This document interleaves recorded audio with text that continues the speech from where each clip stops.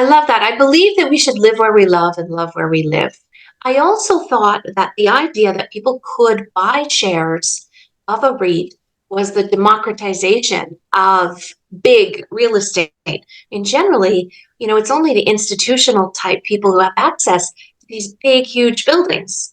And so this was an incredible way that, on whether it's on the public market or a private REIT like ours, the WealthShare is a private REIT, you could own a small part of not just one building, but an entire portfolio of buildings.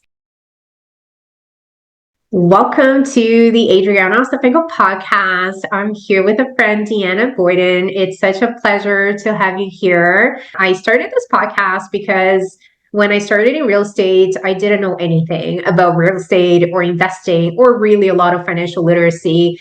And I figured now that we've been through so many years of investing and it really changed our lives, if I can share any piece of information, any tip, advice, that can guide somebody in the right direction to change their financial future. That's what the mission of the podcast is. And I love bringing in guests that have, similar experience and so much value to share. So thanks for being here. Tell us a little bit about who you are and what you do. Okay, great. And I love that philosophy. Obviously, yes, people shared with us when we got started. And now it's our turn, isn't it? And it's incredible to see people taking action. So we've owned real estate. We've been investing for over 20 some years now, both in Canada and the US. So I am down in Palm Springs, California, where I live part-time, and we've owned in the US. We've been down here for 15 years, investing, and had multiple properties down here. But once we sort of started to get educated, we found out more about investing, and we made the leap from landlords to investors, which is a very big leap. And we learned about passive investing. We learned about multifamily, and now we invest in 3 countries, coast to coast in Canada, in the US and the Caribbean. And last year, we launched our own REIT in Canada, a real estate investment trust, which is just so incredible to us to think that we can now invite others to invest with us and use our team's expertise and think back to the days when I knew what a REIT was. I knew that you could invest in real estate passively, but I feel like we had to go through a long, hard road to sort of get here, right? Like you, Adriana, we've been, you paint, you clean, you do all the things as a real estate investor, and it's just been an incredible journey. And like you, I want others to get to enjoy this, and if we can share our knowledge at all to help people, that's really exciting. I love that. So many questions. So looking forward to this conversation. What brings you to Palm Springs? Is this your permanent home? So we live part-time in Palm Springs. When I was 18 years old, I came here for the first time and I saw all the fairy lights on the palm trees. And I said to my dad, I want to live here one day. And, I grew up a little bit different. As many of us who are sort of, performance driven, I was always a little bit different in that I looked for inspiration, but I also went, well, why can't I go do that? And so for me, this just became a driving force. And then during the economic crisis back in the early 2000s, we were able to make that dream possible. And we came down here and funny story, we actually wrote 17 offers in one day with a single check for $1,000. Wow. Which you could do back then. You can't do that now.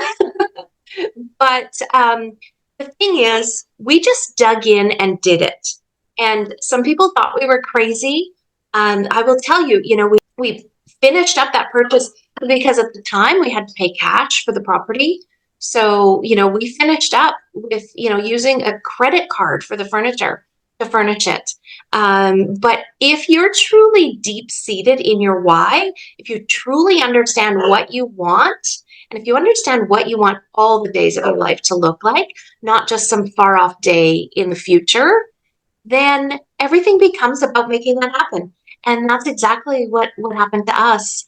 and we spend, roughly a third of our time down here. I used to work in the United States, so this was sort of a base of operations, but yeah, we just made it happen somehow.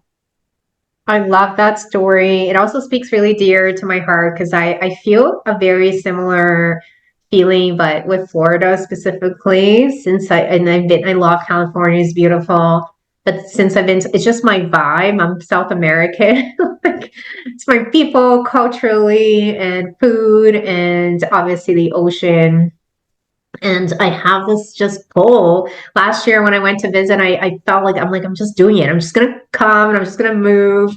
It was a little bit more complicated than I had expected, specifically with the kids and their age and stuff. So I love that you brought that up because it just refuels something in me to be like, hey, there's always a way, and bringing that why back to the forefront of my mind. So thank you for that. Yeah, I love that. I believe that we should live where we love and love where we live. And if that means you can rent a place there for a month, 2 months, I used to spend the summers down here when my kids were in school because that's when they could be here. It was hot as could be, but they didn't care. They were just splashing in the pool, having a great time. So I love this idea of sort of, renting a place and going there for a month, and just go sort of live there. Like, don't go vacation there. We literally just live here when we're here, and experience it and have those experiences through your life. I think it really enriches your life and that of your children. And my kids have now gone to university in I don't know, we're at 3 or 4 countries, and spent semesters there. And it does just enrich your life. Like you said, I love that when you said the people, the food, the cultures, the sounds, that you get to immerse yourself in. So that's what we did last year. We went and spent a month in Florida. It was this time of the year, actually. We went for the full December. And I was like, let's just go live there and see. Like, let's experience it. Let's be there. Let's like take it all in, like the culture, the people, everything. And yeah, it was really good. I find that every time we go on a trip, anywhere really, we come back and I can see an evolution that has happened in my kids because there's just an expansion that happens when you travel. There's just no other way to experience in that short period of time. We go somewhere and we come back and they're like evolved, you know? Isn't it amazing? I know. My youngest son is actually in a place that has his heart. So he, we think he's of the islands, of the Hawaiian Islands, spit out of a volcano, but he also lost his heart to Tulum and in Tulum. That might be part of it. But they're down there. He is down in Mexico for a month right now.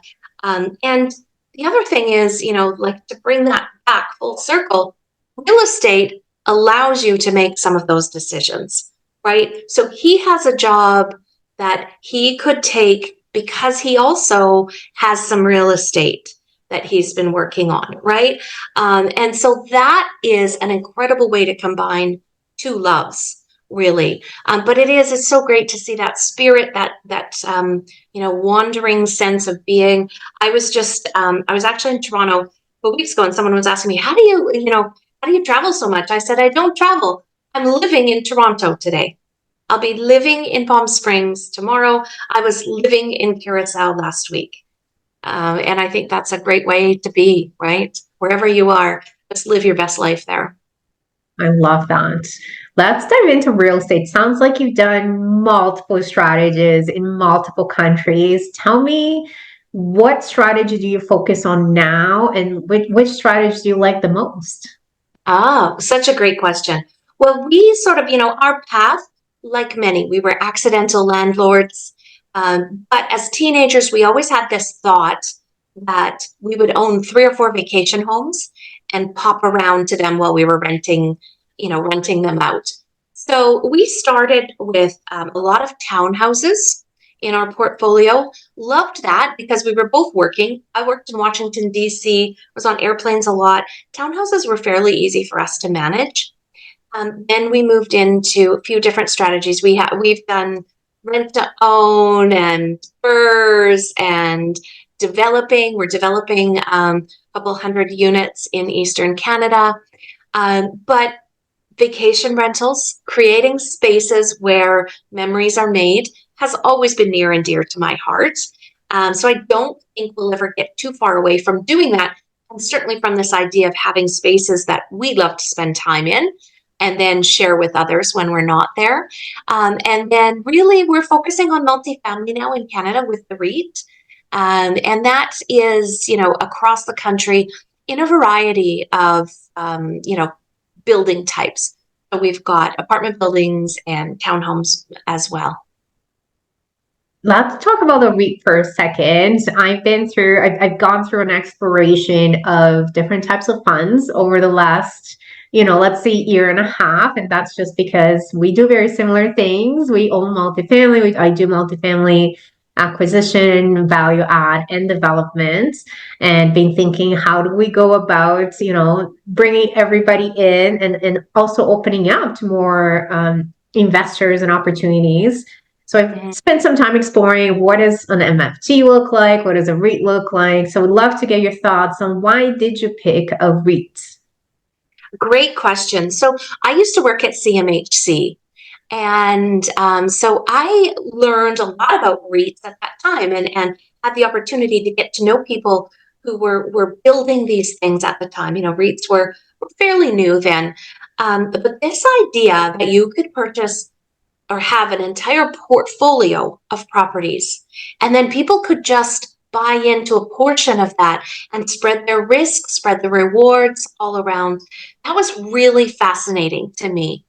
I also thought that the idea that people could buy shares of a REIT was the democratization of big real estate.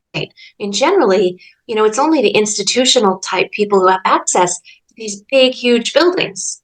And so this was an incredible way that, whether it's on the public market or a private REIT like ours, the WealthShare is a private REIT, you could own a small part of not just one building, but an entire portfolio of buildings. And I, as you can tell, love diversification. Geographic, strategic. I think it's, there are two schools of thought. One is you put all your eggs in one basket, and then you watch that basket very carefully. The other is that you sort of spread your eggs out with the right people, put your eggs in the right baskets, and they'll be well taken care of. And that's sort of where a REIT falls. The MFT, or a mutual fund trust, is simply the legal vehicle, the entity that is used. And you can do many things within an MFT. You can run developments, you can run REITs, you can run, if you wanted to do a value add type section. So an MFT is simply the legal entity that allows you to run these things and allows for people to use their registered funds, which again, that is another part of this democratization of real estate, where many of us are comfortable walking into a bank, putting our RSPs into a bank, not thinking about them for years, and just earning whatever the bank tells us we'll earn. Now we can actually keep that money in an RSP and move it to the type of bank that will allow us to invest in real estate and get real estate related returns. That is incredible, right? So a couple of years ago, we were presented with this opportunity, and it appealed to me on a few levels. And one of them was, we, the Boydens, may not be buying these big buildings, but we have the connections, the expertise, the team to do this. And if we did it, then we could share the opportunity with other people who could invest their money with us passively, just, as they would at a bank, put their money in and get these real estate related returns. And honestly, that really lights me up to be able to help people.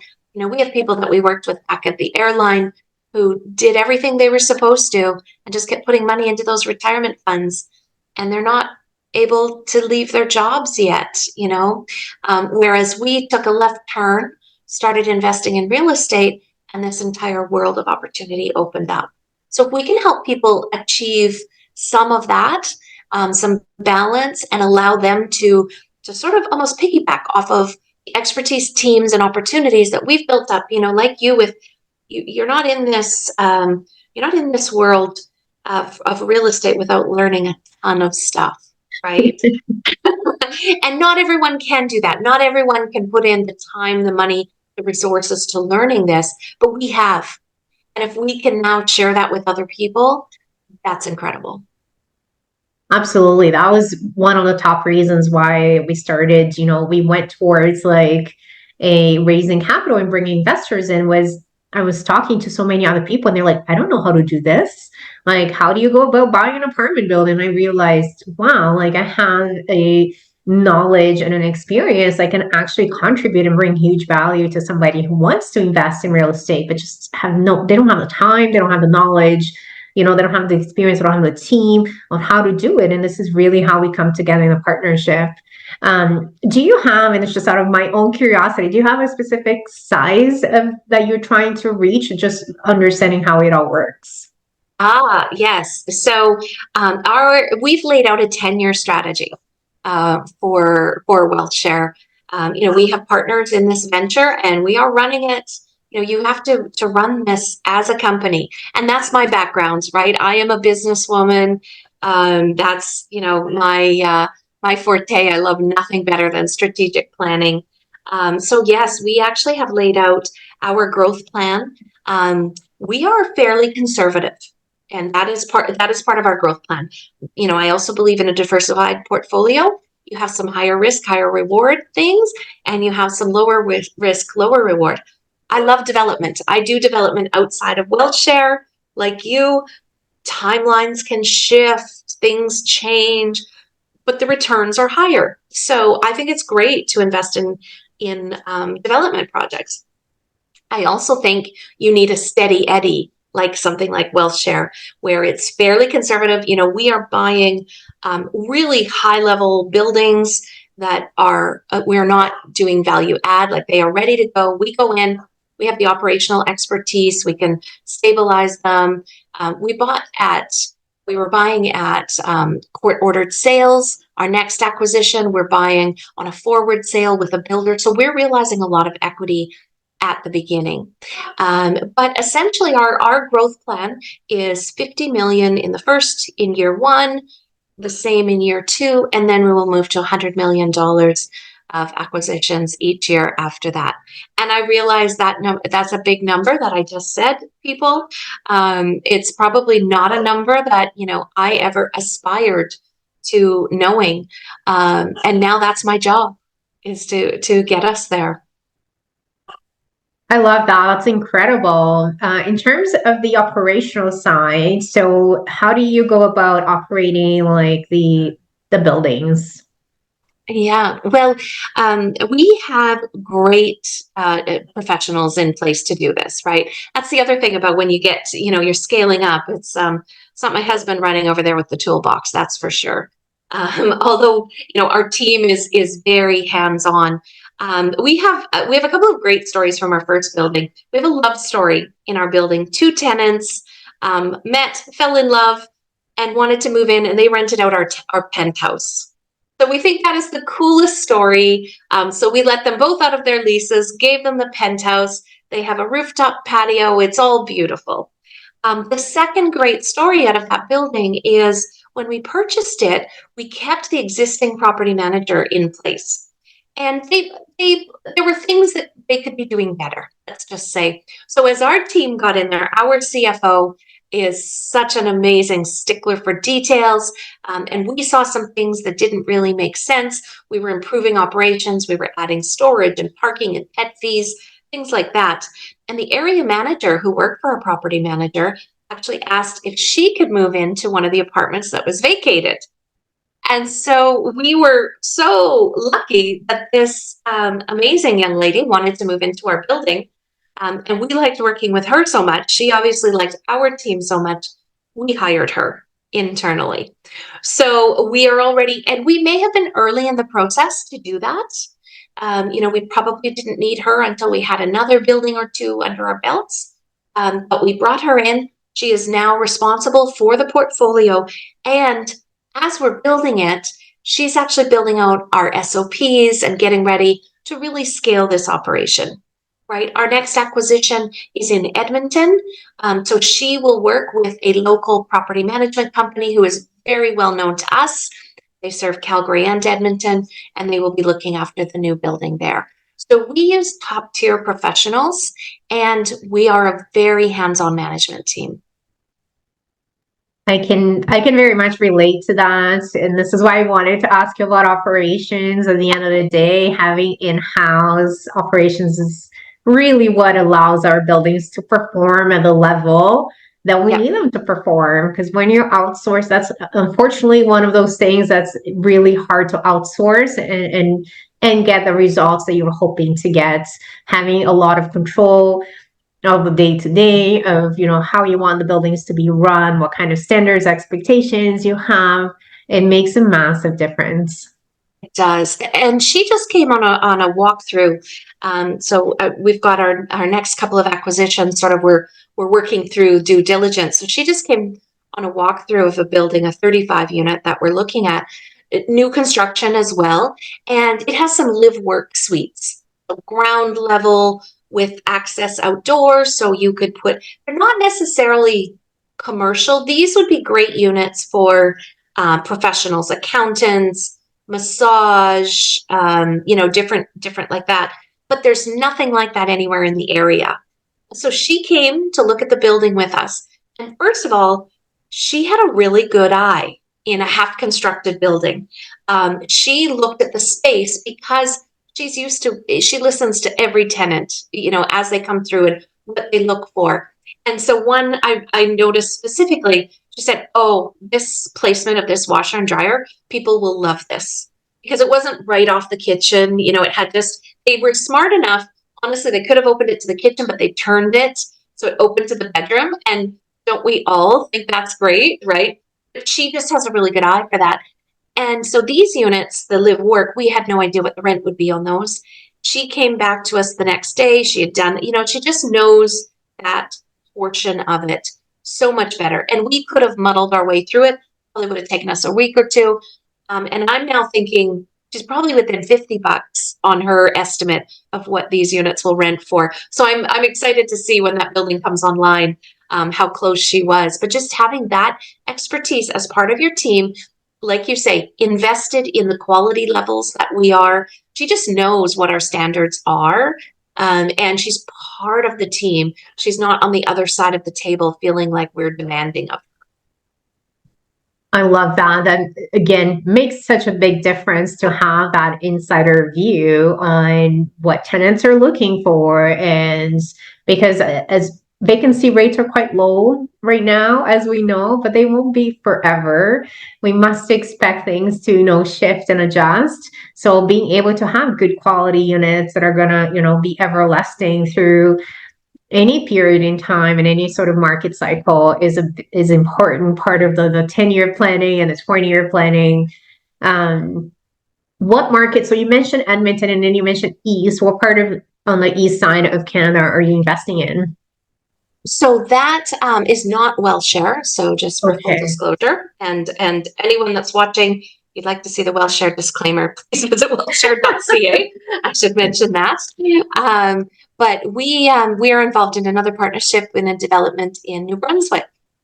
So another great market, a lot going on there, a lot of planned immigration, similar to Alberta, right? Where Alberta has a lot of in-migration from across Canada. New Brunswick will have a lot of Canadian immigration. And those are fantastic markets to work in. I mean, we all feel we have some responsibility to provide new housing units to help with the shortage of housing. And so it's really special to be able to get to be involved in some of these projects. And development is a completely different animal, as you know. And for people, it's funny, we were just talking about, how we like to control our quality and the experience for our tenants and things like that on the WealthShare side.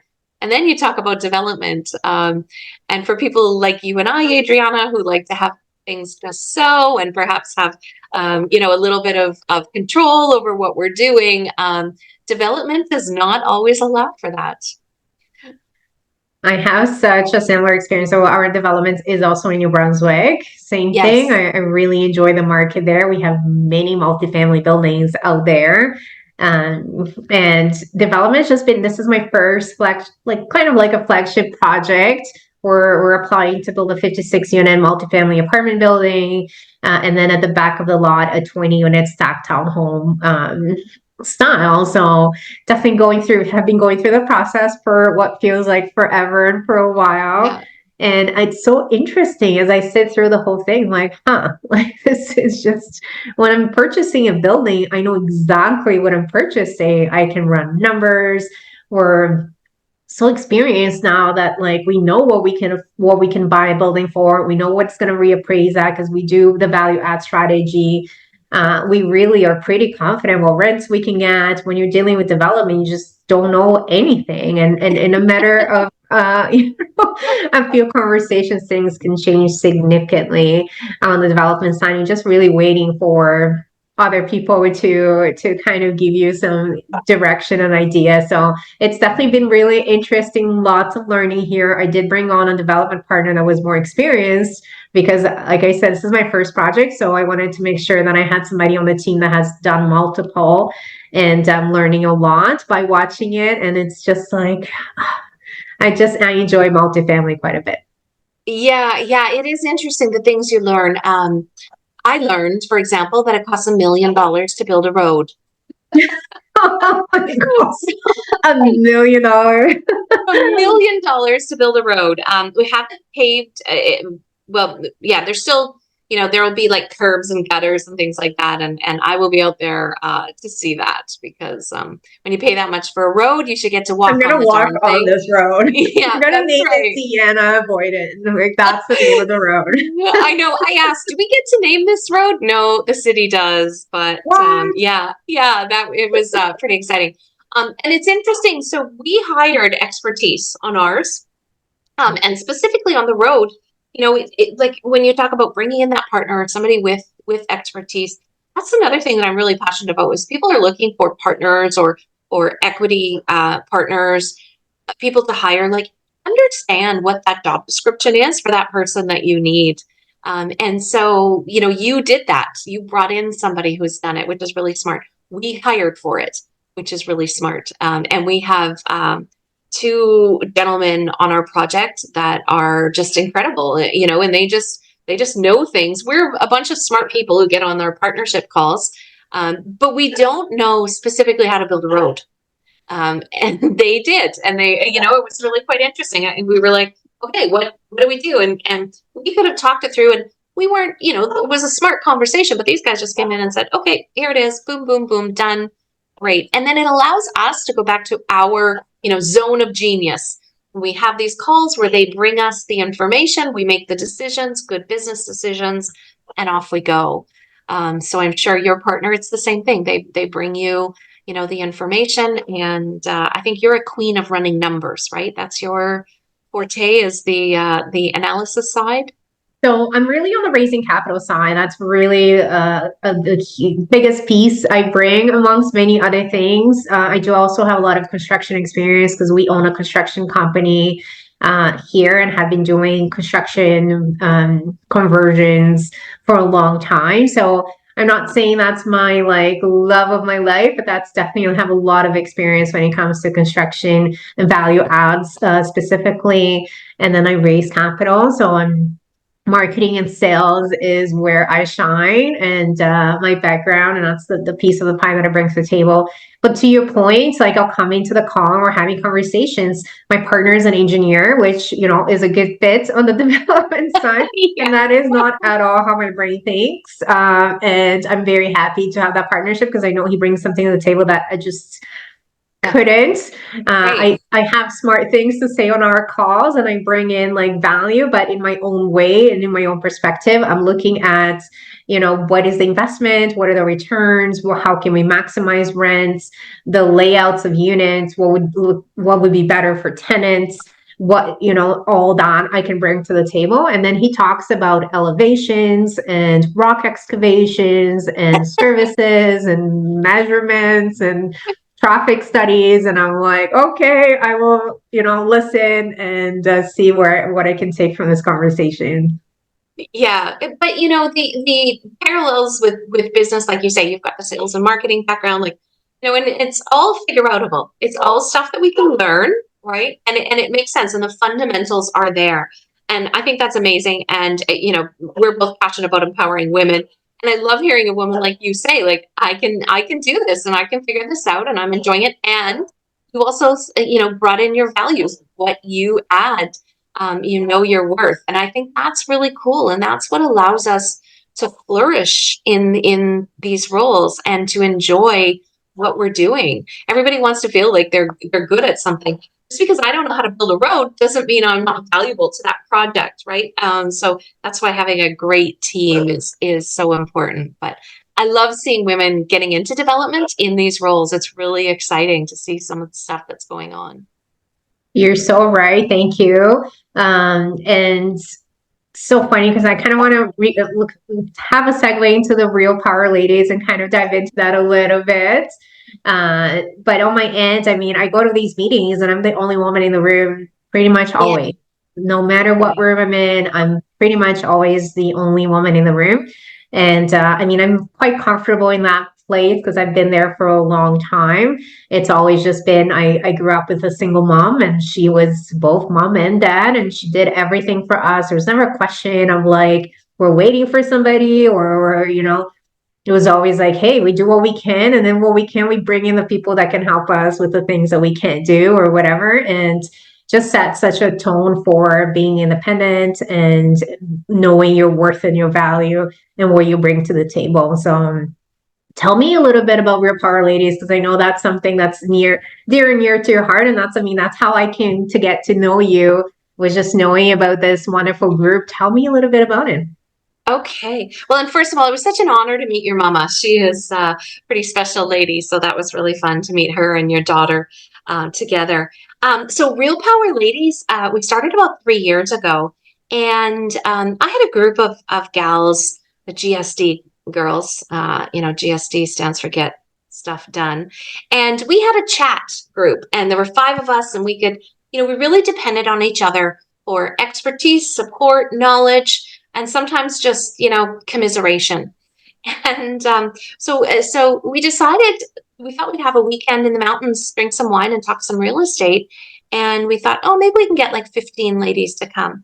Well, this was during COVID too, and we had 50 ladies show up that very first weekend. It was amazing.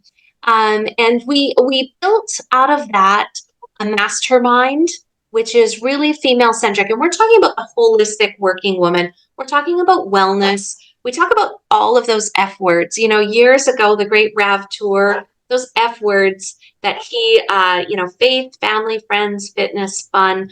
I still have those written on a card on my wall. I've added more F words to it, fulfillment and for others, different words, but we really try to live in those. So we run a mastermind as well that runs monthly with great speakers. And then we just have these circles that are true, like mastermind conversations where the women can come and talk in ways that they can't always speak up at other things.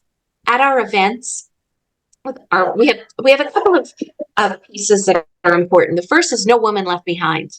So there should be no woman standing in a corner by herself. You welcome her into your circle, your conversation. And the other is that we want every woman to learn how to level up from wherever they are. So we're putting more women on stages and podcasts and things like that. Not every woman wants to do that. For some women, just sitting at a table and building a partnership with another woman is leveling up. Sometimes, it's speaking at that table, offering their opinion, and starting to discover what their superpower is. Because so often, as you know, with women, we're really good at identifying other women's superpowers, but we have a hard time figuring out what our own superpower is. And so for me, that's a bit of a passion, is I want every woman to discover what their own superpower is, what their zone of genius is, where they can contribute and feel some success. And so it's been a ton of fun. And we've done US events. We went to Savannah, Georgia, and Palm Springs, of course. And we meet, we've got an upcoming Toronto event in April. And the weekends are so much fun. We start on Friday with an evening of inspiration. We have all the content you could ever want from a real estate conference, but we add some sparkle to it. And we have our sequence social, and there's always some fun entertainment there. And it's just a great weekend of bonding for the women, fulfillment, and empowerment. And we happen to celebrate the first tears that flow because those are strong. That's a sign of strength, right? So we celebrate the feminine. I love it. So I was actually at one of your events in Niagara Falls. It feels like about a year and a half or so ago now, and it was so much Yeah. fun. I love just making space for people to come where it's comfortable, you can be vulnerable, and you can talk in a way that you can't really talk anywhere else. I myself hosted a Miami Mastermind last year, or this year, 2023, or already 2024, and I felt that like same feeling. It was so much fun coming to the Niagara Falls event. So I'd say if you're a woman in business and in real estate, make sure to check out Real Power Ladies with Deanna Boyden and her partners, and sign up to be part of this community that helps women, find a place to connect, feel empowered, fulfilled, and have a community. This has been so fun. I have one last question for you as we near Yes. the end. And I like to ask this because every person has such a unique experience and answer. The question is, if you had the world's attention for 30 seconds, what message would you share? Oh, to be kind. I think it all starts with kindness, love, compassion. My mantra is to everyone, to my children, is to leave the world a better place than we found it. And that, in a variety of things, from our own homes to the business world. Live in kindness and great things will happen. Abundance will flow for you and others. So thank you for giving me the 30-second world stage. That's a fun one, Adriana. I love that.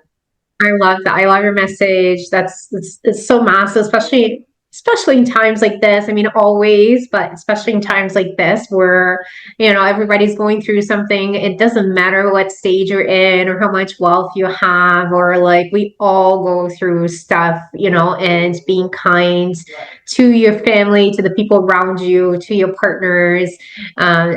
We can take it for granted sometimes. So I love that message. Thank you. Yeah. Where can people find you? You can find me on social media at Deanna Boyden. As you mentioned, Real Power, real-power.ca, and WealthShare.ca if they're interested in learning about the REIT.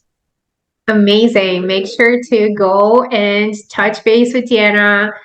Check out her REIT and also her women's networking group. It was such a pleasure having you here. Thank you so much. I look forward to connecting with you again very soon. Thank you so much. And best wishes for 2024 to everyone out there. This will be an incredible year in so many ways. So I hope that you all realize joy in the year. Take care. Thank you. Happy holidays. You too.